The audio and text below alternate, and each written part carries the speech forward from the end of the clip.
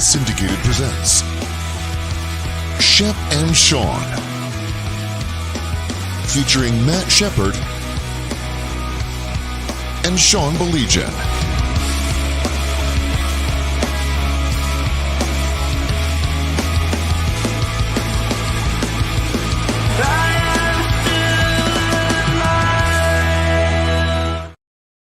Shep, I don't think anybody needed the reminder. I know you didn't. I know I didn't. I really don't know of many people that needed the reminder. But the NFL is king. I just wanted to bring that up. The NFL is king. It's 48 hours before a dumb schedule release show is on television. A show that we can make fun of and call dumb, but I will have on. Chances are you will have on. 100%. And that is what everybody wants to be talking about is some of the schedule leaks that are out there right now. It's incredible. The NFL wins and wins and wins and wins. Who are you looking forward to seeing the Lions play most?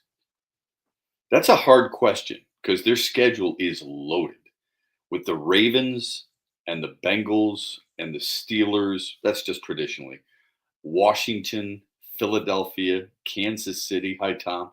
I mean, think about that. Hi, Eric. Those are some premier teams. How many primetime games are the Lions going to be playing in? A lot. No doubt about it. Well, of those teams, give me the team you're looking forward to facing most. Philly. Beyond a shadow of a doubt. Philly. Absolutely. See, I think the Rams thing is past, okay? I do too. After going back to Detroit, I think it's over. Washington, okay, you want the revenge, I guess. Maybe they've played Kansas City. They've gone into Arrowhead and won. I agree with you. I think it's Philadelphia because I want to see what Detroit's defensive line does against that really good offensive line. For what it's worth, Shep, there have been a few leaks. I don't know what's real and what's not. I saw the Steelers are the Thanksgiving Day opponent. We've seen that a few times. I like that. Life. I don't mind it. Shep, I'm kind of a traditionalist in the regard that I wish it was a divisional rival. I'm not going to lie. Oh, really? Yeah. That surprises me. But the Steelers, I remember Robbie Martin when I was a kid. Mm-hmm. And who can forget the coin flip fiasco? It's unbelievable. So I don't mind that at all. The opening game, I unfortunately I've heard various reports about that it might be this team, it might be that team, and then so it was NFC North team, and then week 18 against the Bears. So that's what I've heard. More and more will come out tomorrow. The NFL knows exactly what they're doing. They're going to give us, it's like that drug dealer, Shep. I'm just going to give you a little bit. This one's on me, Shep. I got you. I know that story. We both know that story. And cheddar sausage, Shep. That one's not me, okay? And I shrugged as soon as you said the Bears at 18. I kind of shrugged my shoulders, and then I got to remember, with Ben Johnson there, you got it. The storyline is absolutely appropriate. Now that'll be the second of two meetings, so it may be old by then, depending on how Chicago's doing. I love the intrigue. So you're right. I mean, the NFL is king. We sit there and we're going to watch for it. But when you see the different look, J.J. McCarthy might be the court. Find me a game on the Lions schedule that makes you yawn. You got two Packer games. Enough said, okay, because nobody likes the Packers. With two Vikings, there's J.J. McCarthy. Two Bears, it's Ben Johnson and their offense that's really good. You got the Rams, the Chiefs, all the ones we've already mentioned. You don't have to really say much. Can't wait for how are they going to stand up to Joe Burrow, right? Yeah. What are they going to do about the elusive Jackson moving his way and weaving his way through Detroit's defense? Oh my God, Lamar's going to on his way to his third MVP. There's so many different storylines that you're going to be able to associate as we get ready for the Lions season. It's going to be awesome. Yep, no doubt. Holy crap, Tigers all over the Red Sox. Yeah, I joked about it when I put the thing out. I said Tigers just scored again. Sean, blue is a good color for you, as long as it's the right tone of blue. Eric? You would call that Carolina blue. This is more like Carolina blue, or one might say Stevenson blue. That one might say that. I don't know many people outside Stevenson who would say that, but okay, go ahead. Thanks, Bill Belichick. Tim said, I like the Packers. Yes, there are a lot of Packer fans like Tim up in the UP. And Shep, I'm with you. This is what's weird about this schedule. And again, I'm always the guy to say this, so let me first preface what I'm about to say by saying this. There's probably going to be a team or two that we thought were going to be really good that aren't good on that schedule. I don't know who they were, okay? But last year, as I sit here today, Shep, on May 12th, I don't see a Tennessee Titans. I don't see a Jacksonville Jaguar. I don't see that team that this schedule is a bear. And yes, I know last year's schedule was a first place schedule as well. This schedule is unbelievable, at least when we sit here on May 12th. No, I agree. The over under number of wins is what? 12 and a half? I saw 10 and a half. 10 and a half. 10 and a half. 10 and a half. If all things considered equal, and I usually hate this game because a lot depends on the health of a team. But you and I both know, we've covered enough training camps to know going into a training camp, you probably, of the 54-man roster, you probably know 48 guys. Yep. Okay?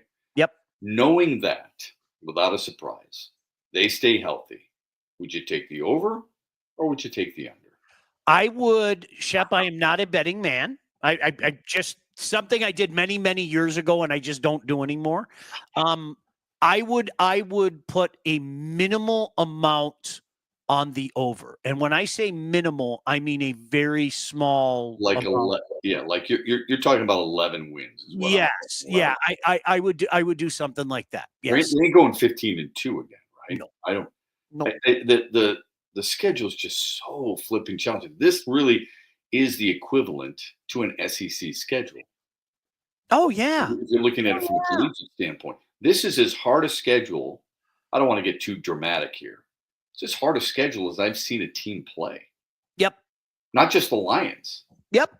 I mean, that is absolutely gut-loaded with quality opponents. I don't have any problem with you saying that, and I have no argument against it. And at the end of the day, Shep, to me, I don't care. I mean this. I don't care if they go 11-6. I don't care if they go 12-5. I want to win the division, but I think we're all on the same page now. The ultimate success or failure of the 2025 Detroit Lions will be what they do or don't do in late January and February, right? Without question. Yeah, without question. They were undefeated on the road last year. The only undefeated team on the road last year. They're not going undefeated on the road this year. No, sir. The weakest team, I was looking at their schedule. Obviously, the schedule's not released, but their opponents. And I'm thinking, the weakest team, Browns, yep. But there's hype there. Mm-hmm. You and I both know that. So Browns is one of them. Giants, might be some hype there too, considering Carter and Dart, depending on what he does. I mean, he was so good in the exam. He was the only quarterback to get 100. And then the Cowboys. Mm-hmm. But you might consider them as a bounce back team. They just traded for George Pickens. CeeDee Lamb, going to be tough, right? Prescott. Is Dallas here this year? Is Dallas here this year? Or is it road? I forget. For some reason, I think Dallas is here, aren't they? Dallas is home. Yeah, their home teams, they play the Bears, the Vikings, the Packers. They play the Cowboys, Giants, Browns, Steelers, and Bucks. Yes. Now remember, I don't have to remind you, I mean, Baker Mayfield threw for almost 5,000 yards last year. He threw 41 touchdowns last year. They can move the ball without a doubt. Yeah. Stop Detroit.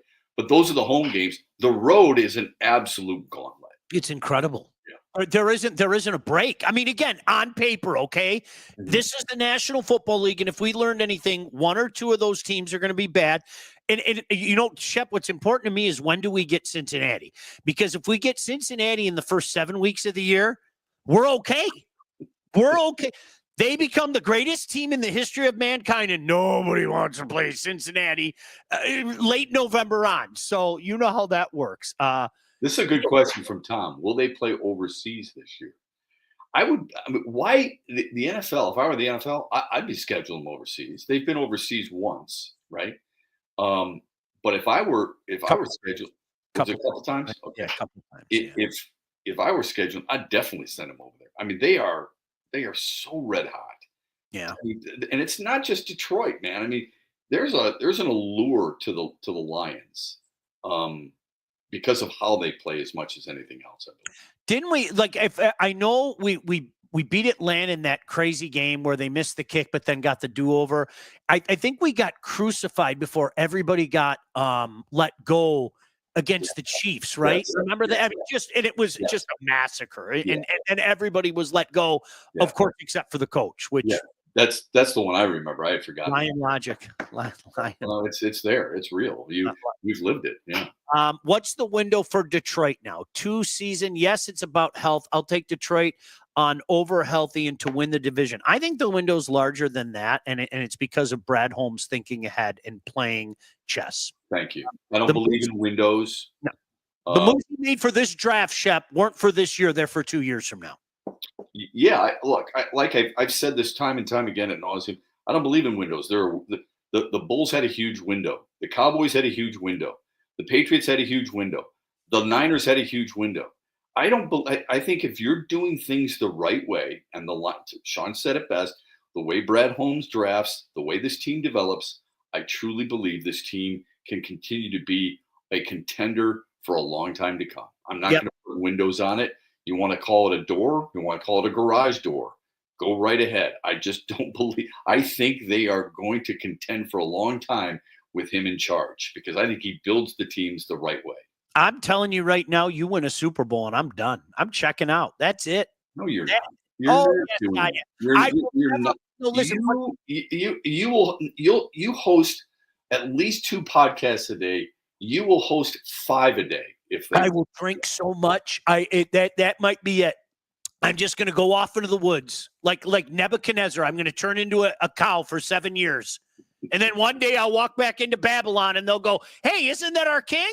What happened? You were like an animal in the woods for 7 years, beard and long nails, and oh my god, eyebrows crawling out, caterpillars. You got hair coming out of your ears." Full Nebuchadnezzar. I got no problem with it. Here's the beauty, though. You'll survive. And the reason you'll survive is because you know how to cook brisket. So you can shoot everything, and you'll cook it out there in the wilderness.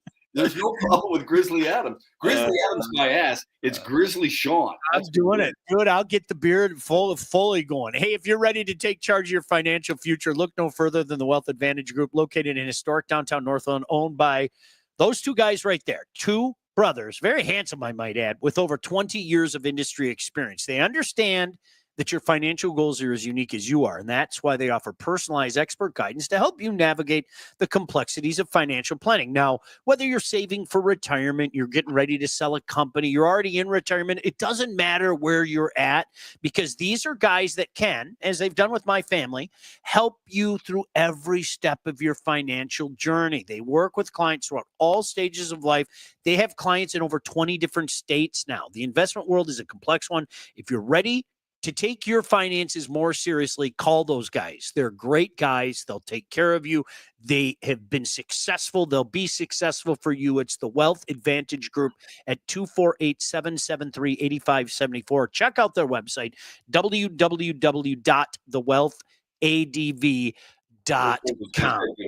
They got good smiles. They're good people. They're good neighbors. They eat brisket in Sean's backyard. Here's my question for you. I think I need your expertise. Is there a time where this city has had a collection of these 4 high-quality coaches that you can recall? And the reason I say that is because A.J. Hinch recently won his 900th career game as a manager. It's not a huge milestone, but only 74 other guys have done it. And he was a runner-up to Manager of the Year last year. Well, he finished a distant 4th or 5th. J.B. Bickerstaff was a runner-up this year. Dan Campbell was a runner-up this year. Todd McClellan, as you know, is very good at what he does. I interviewed John Forsland last week, who I think is probably the best play-by-play guy in the NHL. He's phenomenal. He said Todd McClellan. Great guy too. He really was. Thought it was a home run swing to get Todd McClellan here. Think of another time, Sean, where we've had this collection of 4 teams where they've been this good. I would go to 87, Shep, and this is I'll sit back. I'll say Jacques Demers, Sparky Anderson, Chuck Daly, and who can deny the genius that was Darryl Rogers? Because as you know, what does a guy have to do to get fired around here? No, I hope you can sense my sarcasm. And as you know, we went out and covered him at the Silverdome, and he was looking up at the top of the Silverdome on the practice field. Look at all those pigeons. Have you guys noticed all those pigeons up there? Don't pay attention to special teams, Darryl. Nah, don't need it. Start counting the number of pigeons. Don't need it. Idea. Don't need it. Nick said, watching the Tigers, Skubal had a perfect game going. It's the most fascinating thing in sports when you can sense crap happening. The booth announcers don't even go near it. Talk about mindless bleep. And I don't even text one soul. It's the biggest jinx in sports. He was, Shep, that performance the other day. Oh. Honestly. First of all, I don't know why announcers even go. I mean, why not mention it? Look, I hate to tell people this. You don't have that much power. That's number one. Number two, Spencer Turnbull threw a no-hitter in Seattle. I called the game. Mentioned no-hitter a number of times during the broadcast. Didn't ruin it. I'm not that powerful. Who's ever calling the game is not that powerful. Keep people informed, please. It's really important. But go ahead. Honestly, Nick, I'm glad you brought that up. Shep, I think you and I both don't enjoy the overstatements. That was such a dominant pitching performance. It was insane. And I know everybody's going to point to no-hitters and perfect games. And my son and I were at the game. My goodness gracious, I can't believe it's 18, coming up on 18 years ago when JV got the Brewers. But Shep, you want to talk about absolute dominance. The heater that this guy's on, with the crescendo being his last start, is otherworldly right now. I hope we all sit back and realize what we're watching out of this guy. Yeah, I mean, you have 50 strikeouts and 1 walk in 7 starts. That's unbelievable, right? I mean, it's I don't think it's ever been done. We've seen dominant pitchers before, and we've read about them too. I mean, if you are ever worried about that, go look at Bob Gibson, 1968, June and July. He did something nobody will ever do, and Tarik Skubal won't do it. 12 starts, 12 complete games, 12 wins. Just go look at Baseball Reference and check it out. It'll blow your mind. But the beauty is that he's a strike thrower. They know he's throwing strikes. He gets ahead of hitters right away. So it's first pitch strike, really important. Keeps you off balance and challenges you. You know, here it is. I dare you to hit it. It's as dominant a pitching performance during a short period of time as perhaps we've seen in a Tigers uniform since Denny McLain in 1968, perhaps. I mean, sure, Verlander and Scherzer had some, but this is pretty special. But with each passing win, each passing strikeout, and each time that ERA goes lower, that number goes up. And it may be the elephant in the room, but I'm going to tell you something right now. I read an article from Jeff Passan at ESPN a couple of weeks ago. He's looking at the $100 million contracts that are upcoming, the $200 million contracts, which is Riley Green, the $300 and the $400. There's 2 guys in the $500 million contract range, okay? Kyle Tucker being one of them. The other dudes, the $400 million, Skubal and Paul Skeens. Yeah. And that's what he's going to ask for, because that's what he's worth based on what's going on in baseball. And remember who his agent is. His agent likes to take his guys to free agency. He is going to get a pile. Mr. Torres. Yep. Shep, like, honestly, and I'm probably low on the number, but I was just talking about this morning. 8 for term might be too low, but just for the sake of an argument, 8 for 400. Like, don't be surprised at that. Don't be surprised if that is. You're right.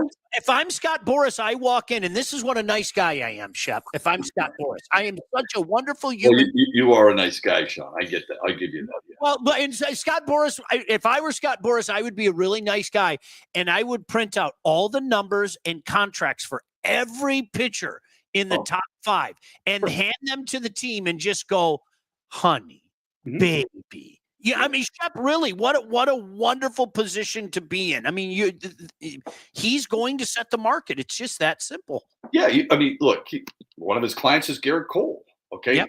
I think Patrick Corbin is his client. Skubal beat the crap out of Corbin the other night in a lefty-on-lefty matchup. Patrick Corbin last year made $35 million. So there's a going rate, okay? And it's not Max Fried, and it's not Blake Snell. It's going to be over $40 million a year. He will become, mark my words, Tarik Skubal will be the highest paid pitcher in the history of the game. It's insane. When it's time to get yourself a house, you're buying, you're selling, oftentimes both at the same time, you need to contact the right agent. Oh, boy, do I have a recommendation for you. That lady right there, Lindsay Broadwell. Your house is probably the biggest investment that you will ever make, and that's why you need a pro. Lindsay grew up on the mean streets of Northville and has expanded her team all over Southeast Michigan. She's an expert in all facets of the business, and when it's time to move, our friend Lindsay and her staff will make sure you get the most out of your house and everything goes smoothly when finding your new home. Buyer, seller, first-time buyer, doesn't matter. You make sure that you contact the pro. Lindsay at BroadwellHomes.com. She'll help you with everything from start to close. Licensed realtor at Real Broker LLC. Start your search today at BroadwellHomes.com. Shep, I'm glad you brought that up. As Henry, another one of our friends in the UP, said, Tigers got to lock up Skubal soon because the longer the Tigers wait, the more the price go up. I don't think the average human being understands, Shep, what is going on right now. And this is a guy that is going to reset the market. And there is a very, very good chance that this man is going to walk away. I don't think that the average human being understands it. I really, truly don't. Well, they should. And if they don't, that would be a little surprising. So here's what I would ask you. Garrett Cole is a Scott Boras agent. Mm-hmm. He took him to free agency, right? So he signed with the Yankees when he was 29 years old. Skubal's got 2 years left. Garrett Cole got a deal worth 9 years, I believe. Was it a 9-year deal? $241 million, something like that. He's making $36 million a year, Sean. Okay. Mm-hmm. My question to you would be, let's say he takes into free agent. He's 30. Okay. Tarik Skubal, 30 years old. And he wants 10 years, $450 million. You do that? Of course I would, because it's not my money. I mean, you know what I'm saying? Yeah. Now, I wouldn't do it. I wouldn't do it. I don't want a guy pitching at age 40. I don't want a guy that I'm going to have to pay $45 million at that age, knowing that. And I think he's phenomenal. So this is not a knock on him by any stretch. And God knows I've been wrong before. Don't know if I want a guy who's had 2 arm surgeries and that late in his career. You know, those Shep, those contracts are basically given out for what you provide in the first half of the contract. I mean, we lived it with Miguel Cabrera. Anybody that's what I was going to say. So therein lies the perfect example from a Detroit standpoint. You're giving them for the first few years or first half of the contract, then don't be bitching about it at the end, right? Because that's what you want. Okay. Right. So I think it's a really tough spot for any team, not just the Tigers, for any team. And this is why I've said for a long time, this is the difference between, I hate the big market, small market crap, right? I mean, Miami is a huge television market, but people call it a small market baseball town. Right. It drives me nuts. But anyway, this is the problem you have. Teams like New York and Boston and San Francisco and the Dodgers and the Angels to a certain extent, even the Padres, the Cubs, they can spend that money, Sean, and miss or afford to have to eat the back end. Teams like Detroit and Milwaukee and Kansas City and Cincinnati, they do that for their franchise player. If that franchise player doesn't live up to the majority of that contract, because I don't think any player could, it's going to be really hard to swallow. And I think what it's going to do is it's going to show us, Shep, as you know, the late Mike Ilitch would say, I'm going to have some Eggs Benedict this morning. And Davey, why don't you get on the phone to see if we can go re-sign Victor Martinez or go get Prince Fielder. I think this is going to tell us what this ownership is going to be as well. Are we going to be the Guardians, who I have a lot of respect for the Guardians, but they're not winning a World Series. They might make a little noise. They might win a series or two, but the likelihood of them winning a World Series, the model for everybody, Shep, the smartest manager in the history of mankind, the greatest scouting system ever in Tampa. Tampa wasn't going to win anything. As great as Madden was. They got there. They got there with really good pitching too. I wouldn't have known. I can't tell if they're going to win anything. Boston spends a lot of money, Sean. They don't win, or they haven't won in a while. Yankees spent a lot of money last year. Did they win? Nobody spent more money than the Mets. Did they win? No. Okay, but Shep, you find me that team below 21 that makes that run and goes and wins. It just doesn't happen. That's the reality of it. You know it. You're right. I just don't think spending money equates to winning. That's all. Not always. Right? No. But and you bring up Cleveland, and it's a really good example. What's that? Not spending enough money does equate to winning. Absolutely. I mean, that's well put. You bring up Cleveland, they do have a superstar. They got a better player on their team he's better than any player on the Tigers, and Jose Ramirez. Mm-hmm. The difference there is he's willing to say, yeah, $23 million a year is enough. Yep. I'll make 17. I think it was like 17, 18, 23, whatever. Okay. You're not finding that here. You're not going to find that. I doubt. I would be stunned. I would be blown away if Tarik Skubal actually went in less than market. And Scott Boras might fire him as his own client. Say, you know what? I don't want to represent you anymore because we could have had a lot more money than this. Not like he needs any more money. But I know exactly what you're talking about. I think you do have to spend. Where that is, I don't know. Okay. Right. But it's got to be more than what we've seen. I think that's 100%. Fair to say. I think that's fair to say. Yeah. Hey, did you know thousands of Metro Detroiters have already called legacy partners? Maybe Tiger Management should do this because they can get savings and help with their home and auto insurance, huh? Our friends at Legacy.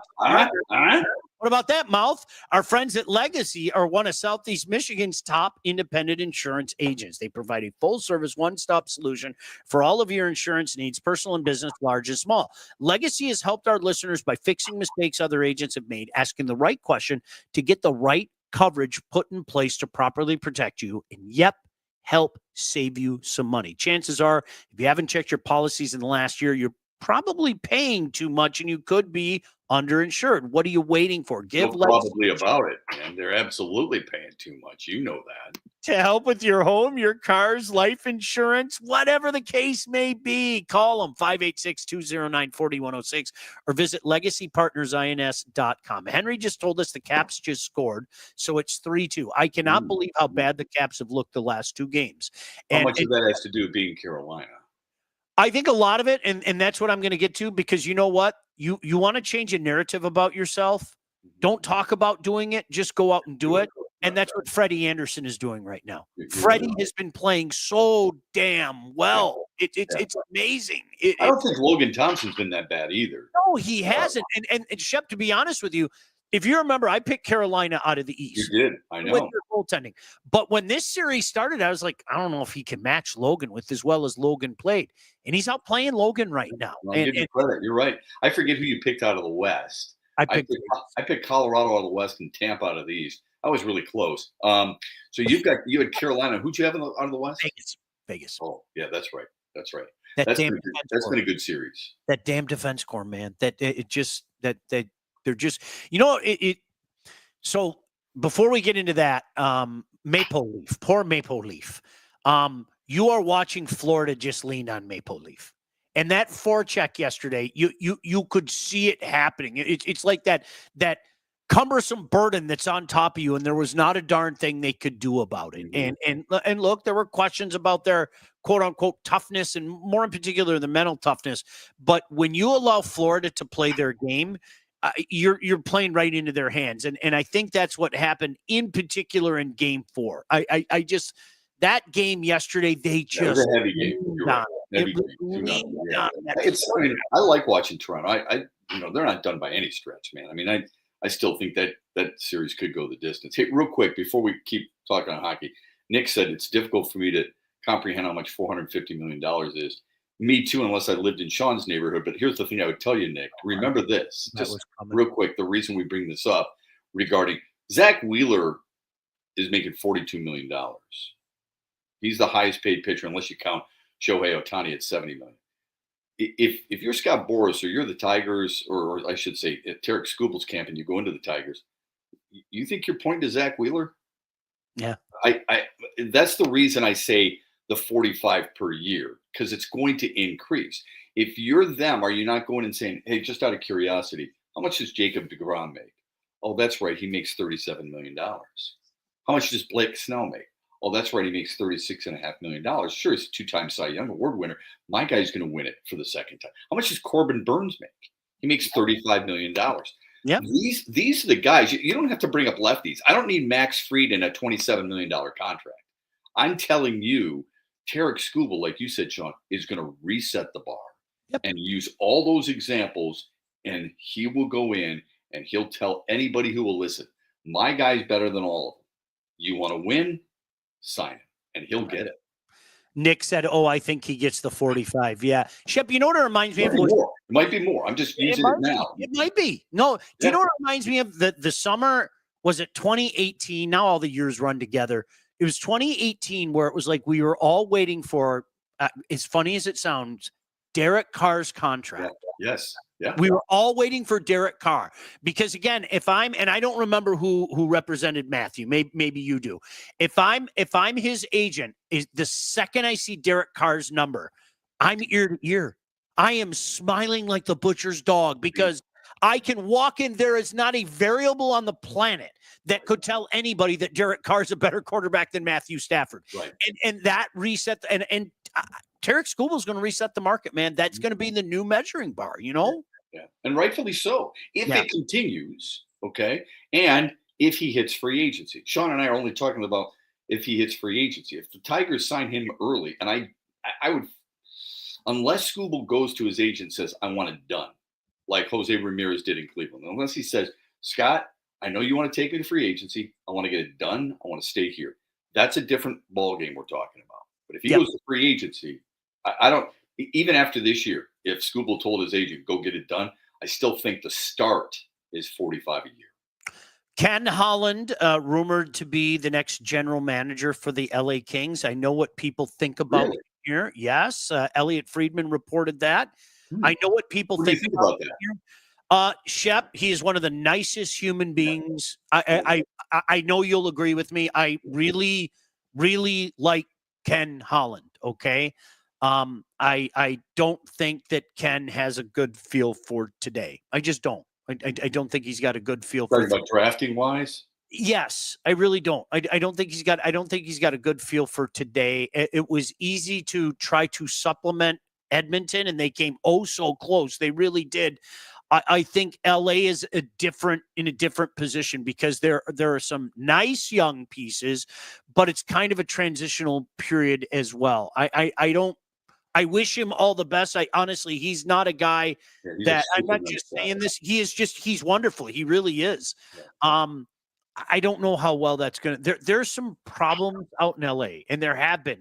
For a team with all the talent that they still have, to not win a playoff series since the last time they won the cup is really, really weird. But when you're running into Edmonton all the time, I suppose that's the problem. Something that has to be done with that as well. But Ken, especially at his age, to get an opportunity, he's wildly respected in the league. Matt, I think you know that regardless of what your personal feelings are. But Friedman reported that about an hour ago that they're in the final stages to lock up Ken Holland. So this is what they mean about lifers, Sean. I mean, you can't get enough, right? Yep. I mean, there's just the guys they that's all they know. So I don't blame him. If that's his passion, go for it. Keep doing what you love. If you can keep doing it, why wouldn't you? Right. Jerry said, I hope Skubal doesn't pull a Max Scherzer. If the opportunity presents itself, there's no doubt in my mind he will. Okay. No doubt in my mind. So I'm assuming Jerry looks at that as a negative. Okay. Sean, you're great at numbers and years.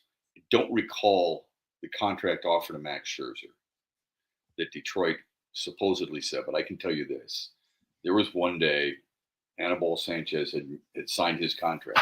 And Scherzer was coming off the field, and he and I had a really good relationship when he was here in Detroit. As a matter of fact, I had him on for I was the first show for him to be on in Detroit when he signed with Washington. And I said to him, I said, "What'd you think?" And he says, "Shep, they've made their choice." And I knew he was gone. Why would you hold it against a guy who can make a lot more money signing in Washington? I'm not sure why we would. Would you sign for more money? If you had a chance to go somewhere and somebody's going to pay you an exorbitant amount more money in Washington or anywhere, would you, I mean, as an athlete? I don't blame you. You have to at least explore it, don't you? No. And it was after, correct me if I'm wrong, Shep. So it was after the 14 season, but wasn't it Mr. Ilitch made a really, really good offer and they thought that Max was going to sign, and then Washington went over the top. And I'm sorry, that's business. Until something signed, yeah. That's business. I think that's how it recall, was. Yeah, I don't recall the number, Sean. I know in Washington it was backloaded. So it was $17, $18 million the first couple of years. Then it skyrocketed to 34, 35, $37 million in Washington. The Tigers' offer wasn't close to that. So he backloaded it to help the team early, and he made a slew of money at the end. And he was, Shep, I'm not saying I knew him as well as you did, but I got a chance to know him a little bit, and I had him on back in the day when we were both at the Fan, and he was incredibly shrewd with his money. He was one of those guys. Yeah. He was looking, like Brett, we were talking about Brad Holmes, he was looking a couple moves ahead. Oh, yeah. And things like that. He knew what he wanted. He knew what he had to do, and he eventually went and got it. So he was very, very good with his money. There's no doubt about that. Scherzer, didn't he want to be paid more than Verlander? Maybe. I don't recall that. Okay. I mean, there was a report, and I'm almost positive it was Chuck Daly when he went to Orlando as the head coach. He wanted $1 more per diem than Pat Riley. So if we're going to get nitpicky about certain players, just remember there are certain others who we've been very fond of, and they have little nuances associated with them because the ego is large too. I will take one less rib than Shep if they're Tarik ribs. If you Shep, hey, go right ahead. You can have the whole. You make your St. Louis. You give me Tarik ribs, I'm fine. I'll take one. As long as you're cooking them, Sean, that's all that matters to me. Oh, dude, you got to come over. These Tariks are the best. There's nothing like it. Honestly, I'm not joking. I'm not sure I'll ever make like a regular rack of ribs again. Tarik pork ribs are, I can't even explain it. It's just like, listen, if you can't cook, mouth is watering right now. If you can't cook for yourself, it's graduation season. And I wanted to do all the cooking. My wife was like, "You're out of your mind." All About Catering LLC is a full-service caterer. They got your back. Graduations, weddings, bridal showers, corporate events, anything you need catering for, from 25 to 4,000 people. All About Catering can and will take care of you. They did 2 for us. They will do it for you as well. Customer service and satisfaction is the number one goal. So don't sweat your next big event. Just go to allaboutcateringllc.com today to see all their menus, their 5-star reviews. Give them a call, 586-731-1398 to get your event started. Shep, let's be completely honest too, and I don't care who I offend here, all right? It isn't your son's graduation. It isn't your daughter's graduation. It certainly isn't your graduation. It is your wife's graduation. It's her party. It's her. I said to my daughter, I said, "Honey, you give me 24 hours. I have 3 smokers in the backyard. I could make up 100 racks of ribs in no time. No. Yeah, Dad, I love it. Yeah, Dad, I love it. There's no way you're doing that at her graduation." Now, the key words are her graduation. You are not making ribs. You understand why, though. Of course. Everybody wants to meet you. You can't meet them with black rubber gloves, a hat on, and an apron, and with barbecue sauce spilling into your bearded chin. Simultaneously with a dip here. Right. And she's She's only trying to help. She's only trying to help you. For crying out loud, why don't you look at it as a box? Welcome to the homestead, fellas. I can hit you over the head with this shovel because I'm from Livonia, or I can hit you over the head with this shovel because I'm from Livonia. Welcome from a humble abode. What you do? When's your race on? You know, I mean, just go full NASCAR on everybody. All right, Shep, you ready? Are we done? We're done. Oh, NBA draft lottery. Shock. Of course you're shocked. It's 1.8%. They had, I mean, did you think it's fixed? 100%. Why you think Dallas? We had to make it up to Dallas. We had to help the king in LA, and now we had to make it up for Dallas. Yes. Listen to me. I'm going to tell you something. When I saw San Antonio and Dallas left, I thought San Antonio's going to get it again. Pop. Timmy. It's Pop going away present. Like, oh, jeez.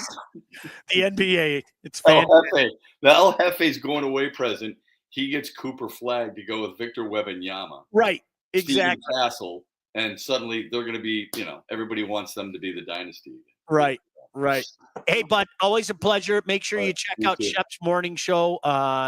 He actually talked sports. No, seriously, he really does. He talks sports. It's unbelievable. See you guys. Take care. Keep up alive. All right. Good to talk. Shep and Sean, featuring Matt Shepard and Sean Baligian. Executive produced by Sean Baligian and Todd Losey. Theme song, incidental music, and related sound effects are from Still Alive by Anti-Ghost.